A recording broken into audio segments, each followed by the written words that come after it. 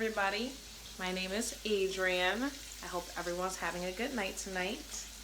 I decided to put out a video. It's been a while. I generally put out tarot reading videos for my followers and followers to be, but I am an advocate for emotional abuse and narcissistic abuse. I have put out videos in the past. I've deleted those videos because I am a survivor of narcissistic and emotional abuse, but I'm also still healing, and I have moments where I may question and doubt myself, and then I discard of the videos. So today, I actually wanted to put out a really small as in probably like 8 minutes, hopefully not that long. I don't want to talk your ear off. I'm actually cooking dinner for 2 right now for someone really special.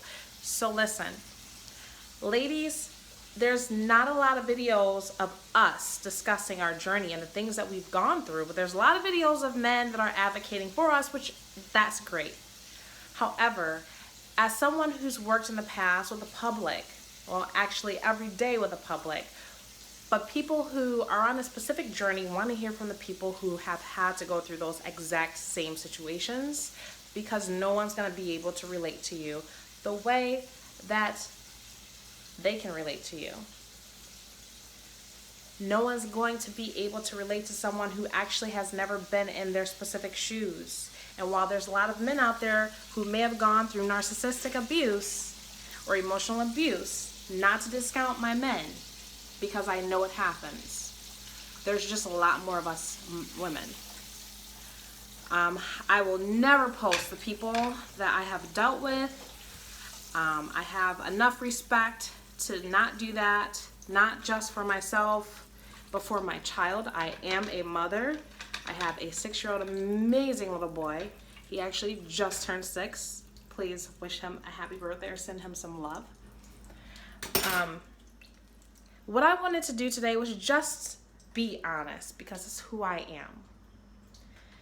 I want to put my story out there and things that I know, that as a narcissistic abuse survivor and still healing, I just want to put myself out there and I want to expose my exact truth. And the reason that I'm doing what I'm doing is because I know that there's rumors out there. I know that I have specific people that are trying to expose me as something that I'm not. And it puts me in a position where they're trying to affect my reputation. But not only that, I know that there's other people going through this kind of thing. And possibly, especially with narcissistic abuse or any kind of emotional abuse, when you're going through something like that, your abuser is extremely manipulative. They know how to work the system. They know how to lie to make it look good. They don't have a conscience, so they can lie to you and you would believe them. You don't have another choice. Especially because most people think that when they're talking to someone, that person is going to be a lot like them. And you would not generally put someone in a position to have an evil or cruel heart or intentions if that's not where you're operating from. So, number 1, I was married for quite a few years. I was actually with him for 10 years altogether, give or take a couple of days maybe. It was beautiful first 2 years. That second year got a little bit fuzzy. I started getting people telling me what they saw him doing, and there was a lot of cheating. And as a woman who grew up in a household that was very strict, I love my mother, God bless her, she's amazing. My sisters are great. But I grew up in that environment and I thought that was normal and I thought that that was healthy. I also grew up without a father, and a lot of black women and men do. So when it comes to knowing exactly what to expect in a relationship, we don't know. We don't know where to start. So we can only hope that we get it right. Now, that means we're going to practice a few times, right? We're going to fall flat on our face, we're going to fail.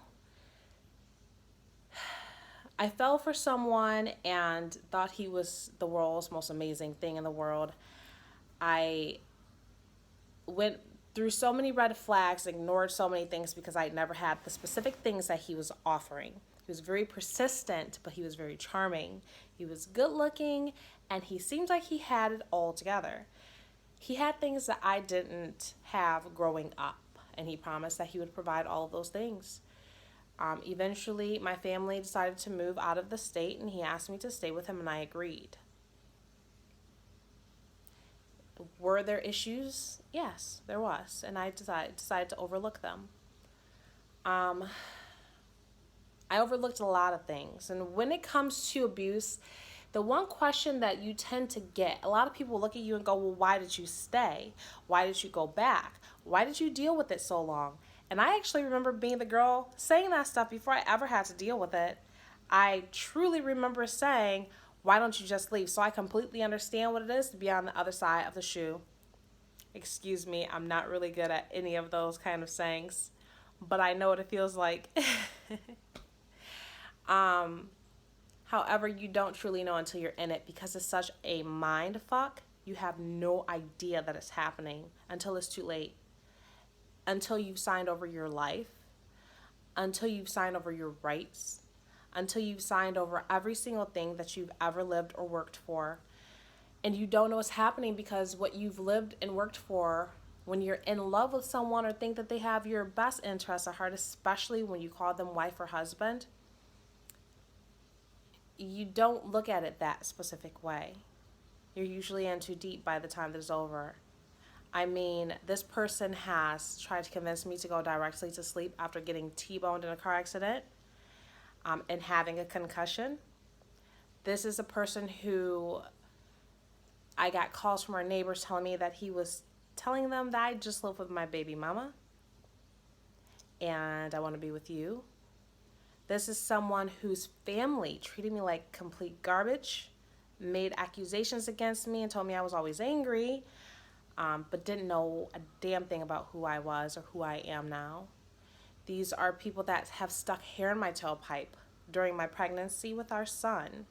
People who have done all sorts of awful things. When you are dealing with a narcissist, they surround themselves with people who are accepting of them, their lifestyles, their bullying behaviors and tactics is usually family, and likely their family is a breeding ground of narcissists and they're willing to hurt you too.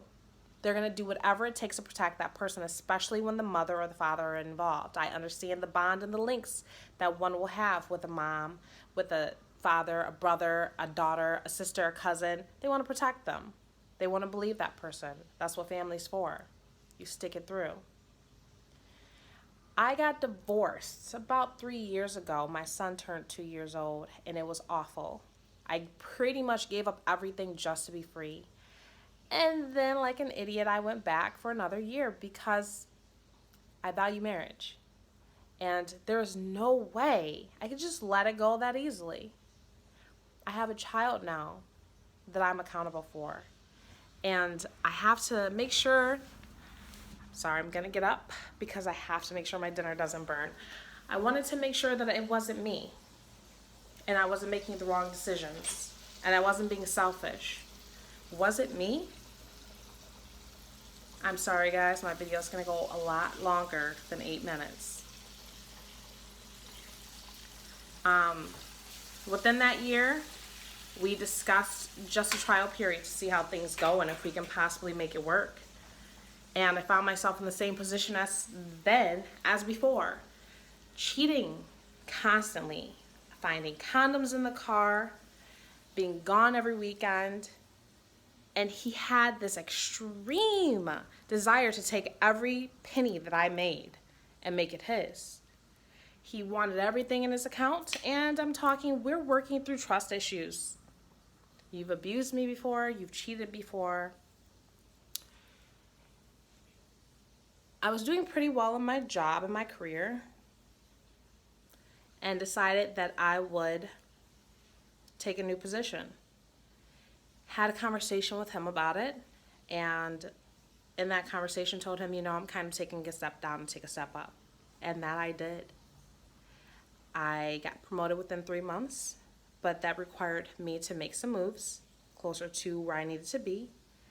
And as excited as I was, he was not. He refused to go. In fact, he would take our child and go look at mommy. She wants to leave me. And she says, you guys are moving and I can't go. My child at that time was 4 years old. I have an amazing little boy. He's my world. His name is Ethan. And I prayed for that little boy, and he is every single bit of me. The little girl that I was is the little boy that he is, and I will do anything it takes to protect him. I left my abuser for the last time in the month of March, and he had a new woman by the month of June. However, this new woman wasn't new. This is someone that we argued about all the time. I'd seen her pictures and I'd seen her profiles around. There were late night phone calls, and there were many trips to the location of where I discovered that she was. After I left, I'd say about a month and a half in, I decided that I wanted to try again. Why? Because I loved my husband, and because narcissistic abuse victims don't know how to survive without their abusers. They think they don't, at least. We don't. Because especially if we were there for a certain amount of years, we don't know anything else. That was our family, our home, our husband, our wife. That was our everything. And for anyone on the other end of anyone getting a divorce, please know that that person's life completely melded with another person's. And that person has to now adapt and adjust. And some people are great at doing that. But I don't know anybody who could spend over 3 years with someone and just walk away scotch clean, especially with children involved. In this, we tried, again, at least conversations of possibly making it work. However, in this time, I was seeing the same thing and realized, what are you doing? You're an idiot. You keep leaving. You're gone. This is your freedom. You have to do better for you and your child. You have to get away. Don't forget the nights of all the arguments and the mornings of torture. Don't forget the lies, everything he twisted on you. That will never change. Not saying that I'm a victim, because I'm not. And I'm definitely not perfect. I have made my stupid decisions. Trust me, I'm living through it. However, I got something amazing out of it. And I will fight tooth and nail for him. In the midst of all this, 2 months later, there was a new woman. But the new woman wasn't surfaced. In fact, I was told to compete for his affections. I started up a little bit. I mean, I was actually sending her messages in her inbox on Facebook. Like, this is my family and this is my man. What the hell are you doing? Because he calls me every day and tells me that he loves me. And you're best off walking away. I did it. Absolutely, I did it. I was that dumb. Now, this is where I wanted to get to, ladies.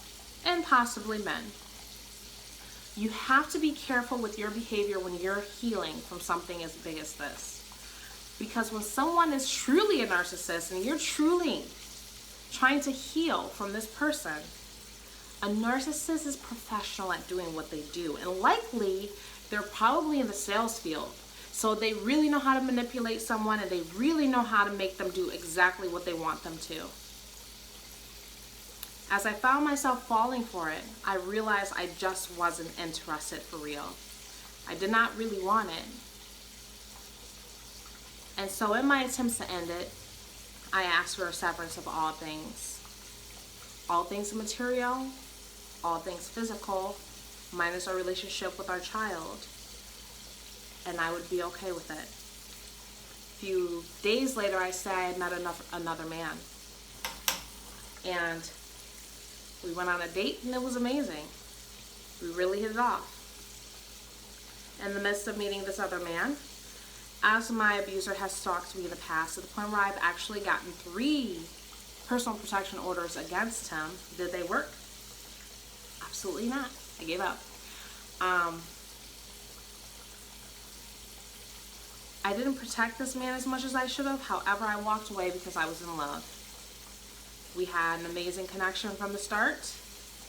He felt amazing to me. I thought he was a great guy, and he presented himself very, very well.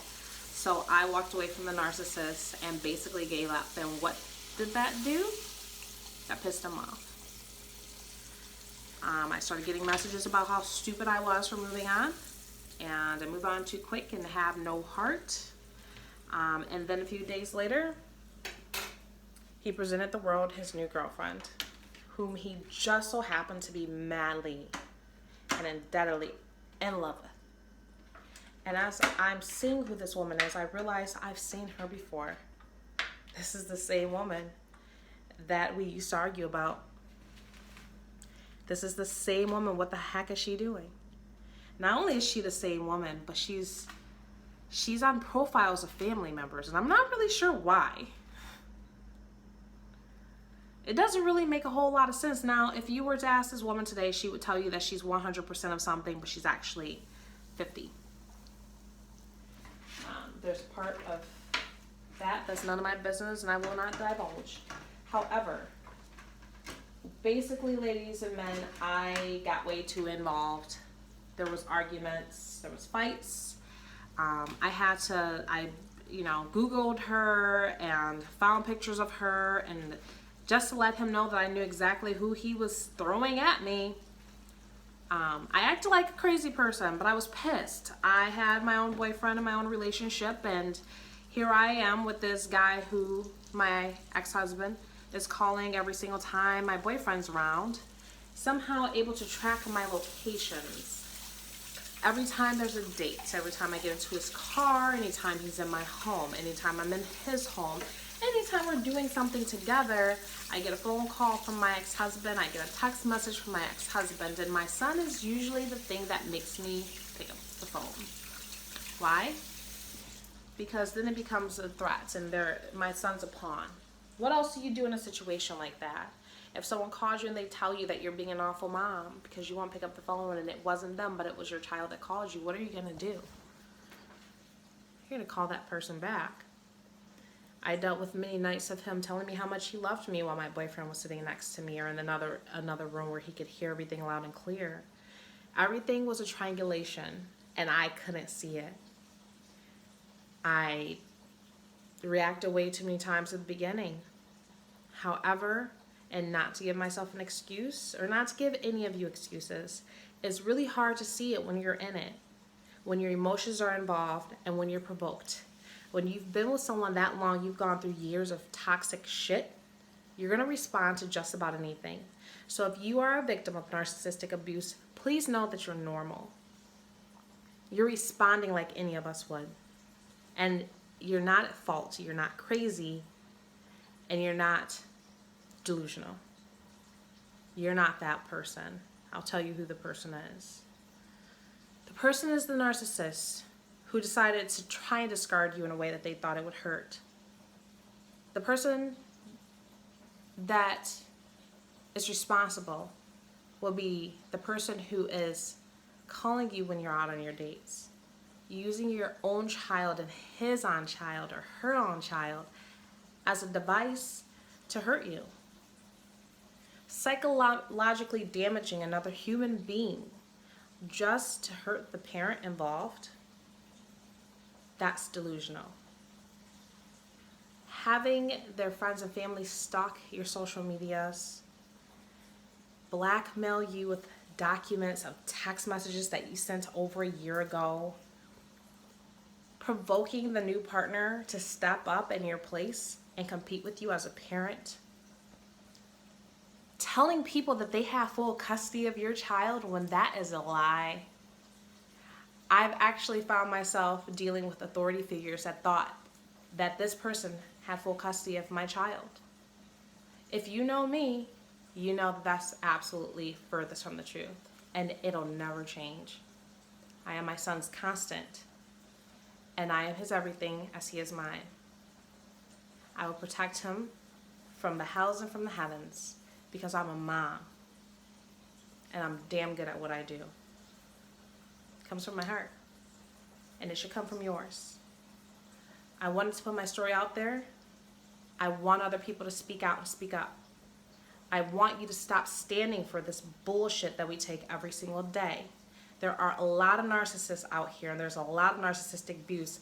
And I'm sorry, naysayers, the ones that want to come in here and say that it's the other person, likely you're a narcissist.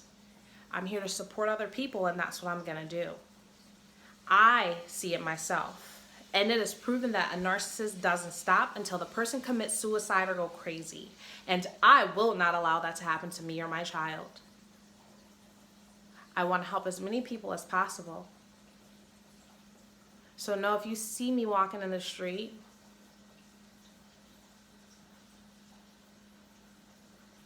I'm never going to quit. I'm here for you. And I'm here for my son. Thank you for taking the time to listen to me. Dinner's almost done, and my guest is almost here. And if I can find a man that's as good as him, ladies, so can you.